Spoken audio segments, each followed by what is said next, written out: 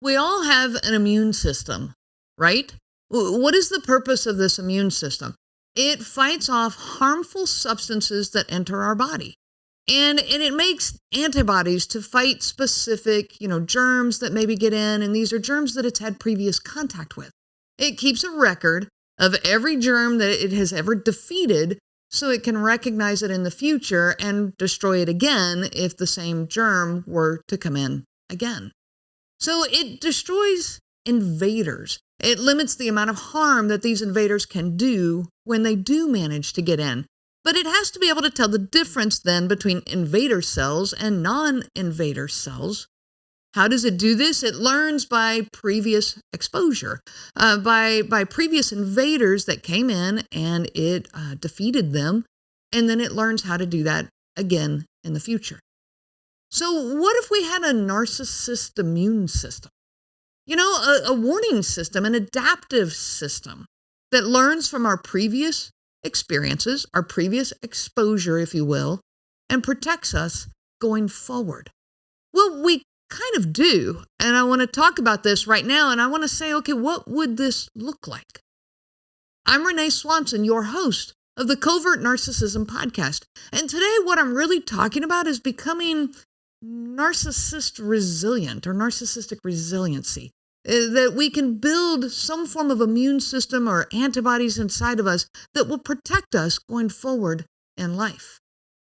Well, in order for our immune system to work, the first thing it needs is exposure. And this is where I talk about people who don't get it. They just don't get it. If you've never lived it, if you've never been exposed to it, you don't have the awareness of it. You don't recognize that people like this exist. And so you do have to have some form of exposure to it before you can even begin to possibly understand it or see it. And if your system does not, recognize narcissism, you can really end up in a lifelong marriage of decades, raising kids and all of this in a mess with the narcissist. It's kind of like if I'm out doing yard work and while I'm doing this yard work, there's a plant that, I touch this plant not knowing that I'm going to have a reaction to it. I don't know it's a dangerous plant or a toxic plant. And so I mess with this plant and then maybe I'm wiping sweat off my face and I'm, rolling my sleeves up and all of this. And I end up with this massive reaction to this plant. Well, I didn't know the plant was dangerous. And now I'm in a mess. My whole system is in turmoil because of my, lack of knowledge about this plant. So when you don't recognize covert narcissism, like when I didn't recognize that plant, I can find myself really in a mess. All of a sudden, it's just wreaking havoc inside of me and inside of my castle, if you will, my home, my safe space. But once you have been exposed, unlike poison ivy and poison oak, once you have been exposed, you become more immune. So this is more like being exposed to, a flu, a particular strain of flu, and your immune system starts to identify it and recognize it and learn how to handle it. Because your system now knows what it is. So you have to educate yourself. That is crucial in this immune system that you are now trying to build. What does that education look like? Finding blogs and podcasts and videos and books, and there's so much out there about narcissism. But it's also about, looking at the pattern of behaviors in your current situation. What narcissism is and what it isn't, it's crucial to know that. Narcissism is not just somebody who, is overly confident, somebody who's just very confident in themselves. That's not necessarily narcissism. It's not just somebody who's having a moment of arrogance or somebody who, just has a moment of sharp words with you because, maybe they really are having a bad day. It's not just someone who's cheated on you or someone who just makes you mad. This does not, label them as a narcissist. And so you have to start looking at the patterns of behaviors that are there. Narcissism is a cycle of abusive and addictive behaviors. This is a repeated cycle over years and years, which is part of what makes it so hard to identify. This podcast that I've created, the Covert Narcissism podcast, it is definitely a wealth of information, but there's a lot of other good resources out there too. So educate yourself about what those cycles look like. Group coaching is available, individual if you prefer, but learn to tell the tells. What I mean by that. If somebody does get sharp with you with their words and you start to talk to them about it, you start to, you come to them and open your heart to them, and they're quick to get defensive, or they're quick to blame it on you. They're quick to excuse away their behaviors. This becomes more of a problem than just somebody who momentarily got sharp with you. What about being reactive? When somebody's reactions get really high and now they have no space for your feelings, your thoughts, that quick defensiveness again. How about hypocrisy? Holding everyone else accountable, but not themselves. They hold everyone else to these high standards, but not their behavior, their thoughts, and their actions. Another tell could be a flimsy relationship with the truth. Can be very unstable ground when you start trying to get to the truth of things. That would be something that's a repetitive behavior. These cycles are what you're looking for, not the one-off situations. Now, you also need to learn to tell the tells that happen inside of you. What is it? What happens inside of you when you're in these relationships with people who are on unstable ground with the truth or with your feelings, and they're defensive and hypersensitive? One of the tells in me was self-doubt. If I start to feel myself really doubting myself, the insecurity comes back out. That to me is a quick red flag that something is off in this relationship. Does not make them a narcissist, but definitely there's something there that's causing my system to react in an unhealthy way. So I got to call myself back into check, put myself back on stable ground, and then see where that relationship goes and what's going on, between me and this person. Another tell that might show up for you is deferment, always deferring to the other person for their opinions, their thoughts, and that deferment can create that, help to create that toxic environment where you are overlooking abusive behavior. Now, with this immune system that you are creating and you are educating yourself, it is okay not to try to educate everybody else. Sometimes we want to go to especially if it's in a marriage, and you want to go to your friends and your family and you want to tell them everything that's going on, but you might get resistance back. They're not going to see it the same way that you do. Their immune system is going to perceive this all totally different than you will. So don't feel like you have to educate everyone else on this. It is not your job. It's not your responsibility. You have nothing to prove to anyone except yourself. This is about your relationship with yourself. Another piece of that immune system is radical acceptance. What kind of behavior have they repeatedly shown you? Again, looking at the cycles of behavior. What kind of behavior should you now be expecting from them? Should you be expecting compassion and care because that is what they have repeatedly shown? Or should you be expecting dismissiveness and hypersensitivity because that is what they have repeatedly shown? I ask people often, what is it in your world, what in your life would it take for somebody to say, boy, that's really not like you? If somebody just said that to you, boy, that's really not like you, what did you just do? Was this, you got angry with somebody and you got sharp with your words?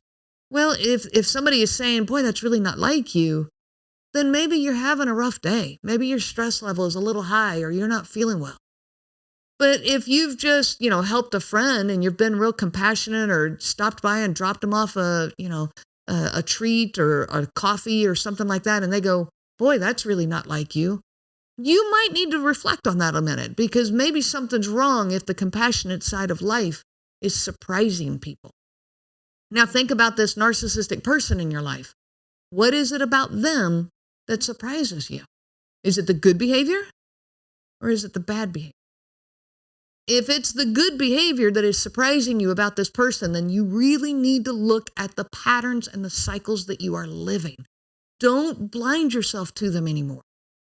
Now, if it's the bad behavior that's surprising you, then you've got some good cycles and good repetitions here and good patterns that are happening with this person. That is just a normal person having normal life? Is this a good person having moments of bad behavior, or is this a bad person having moments of good behavior? Now, radical acceptance.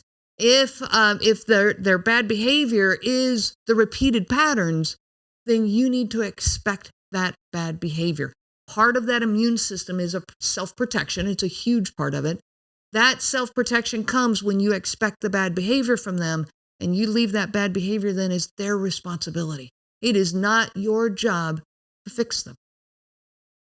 Now, let me use an example of a wild deer. If I approach a deer out in the wild, I know from experience that there's a pattern that a wild deer will run away from me.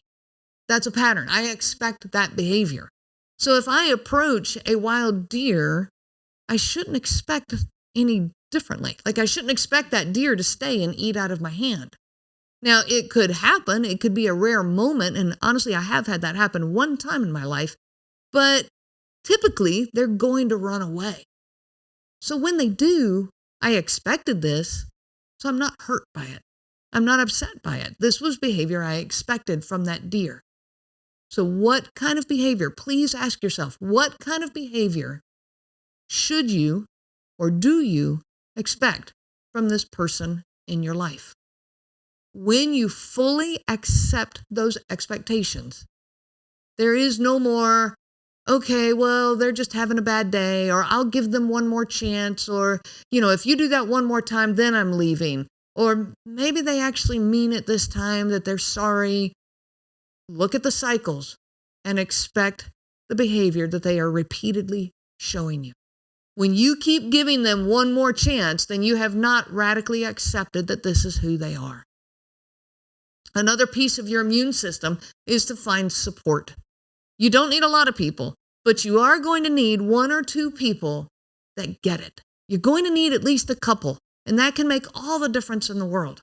And I will tell you that the group sessions are incredibly powerful for this. I cannot speak that enough, because here you are building relationships with people who get it.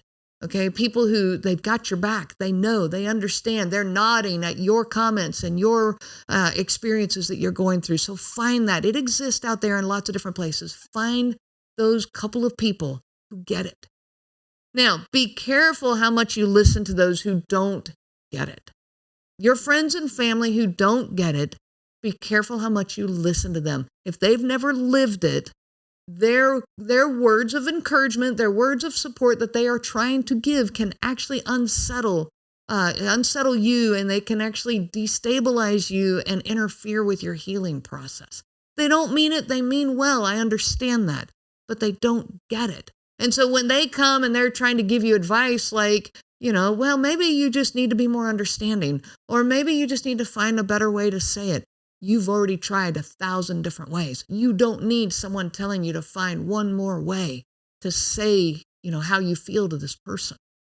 So if they're trying to reach out to you and help you in that way, be careful who you are choosing to listen to. When I find someone in my life who doesn't understand it, I'm really glad for them. I am. But if they try to coach me through the relationship with advice that's for normal, non-manipulative relationships, it isn't very helpful. They mean well, but it can be maddening. Imagine getting a new puppy, and I love dogs, okay? But imagine you get a new puppy, and your friends all have dogs, but they're sweet, and they're loving, and they're already grown up a little bit, so they're calm, they lay around a lot, and you get this puppy. But your puppy is wild and strong-willed and doesn't care at all what you think, okay? Their dogs are all kind of eager to please, but yours is not. Well, now you're trying to take advice from your friends on how to help this puppy. But your friends are saying, okay, well, take the puppy on more walks. Well, you're now doing 10-mile walks every day, and it doesn't make a difference. They might say, well, you need to love the puppy more. So you pull up a blanket, you're sleeping with this puppy all the time, you're doing everything you can to love this puppy, and it doesn't do any good. They might say, well, be firmer. So you set boundaries, and you really work to implement these boundaries, and it doesn't do any good. Nothing works. Well, your friends might think that you're just not listening to their advice, and they might think, well, you're just doing something wrong, because this is not how puppies work. They've never had a disobedient puppy. They don't get it. The puppy, your puppy is chewing on the carpet all the time and destroying furniture, but they're going to tell you, oh, well, puppies don't normally do that, so they must be teething. Get some extra chew toys. And you've got chew toys all over the place. You follow their advice, but still, it doesn't work. So what kind of support do you need here? The support you need now is from people who have lived this, from people who have had strong-willed, disobedient puppies. Puppies who don't want to do what you say. Those puppies are out there, but you need advice from those people. So if someone has never lived this, they are not the ones to get advice from. Someone who has only raised cats is not the one to give you advice for puppies. Someone who has only lived in healthy, non-manipulative relationships, they're not the ones to give you advice on narcissistic relationships. Another step of working on this immune system is to build your own self-image. You have to decide for yourself who you are. Quit letting the world tell you who you are. Quit letting the world, or even this one person in the world, tell you what your strengths are, what your weaknesses are, which is what they focus on the most, but quit listening to their words over your own. Who are you? What do you like? What do you not like? What do you think about things? What do you look forward to in life? What mission are you on in life? What is your purpose? Get more grounded in your own identity. I've said it before, I'll say it again. The best victim of gaslighting is someone who doubts themselves, someone who is quick to defer to the other person. They become a great victim of gaslighting. You need to validate yourself, validate what you believe about yourself. Invest yourself into what matters. Invest yourself into what matters in your life. Okay, the hobbies you want, the mission you want in life, the people you want to help, your own kids. Okay, and it's okay to even have invested in your partner for all these years. There's nothing wrong with that. But at some point, if that investment is returning, has no returns, then you've got to change your investment. Put your investment into where it counts, into where it matters. Having a purpose in life is incredibly valuable. It gives you direction and focus. I'm going to continue this episode in a future episode, and we're going to talk about building that self-image. We're going to continue talking about building your immune system so that you can make yourself more resilient to the narcissistic people that are out there.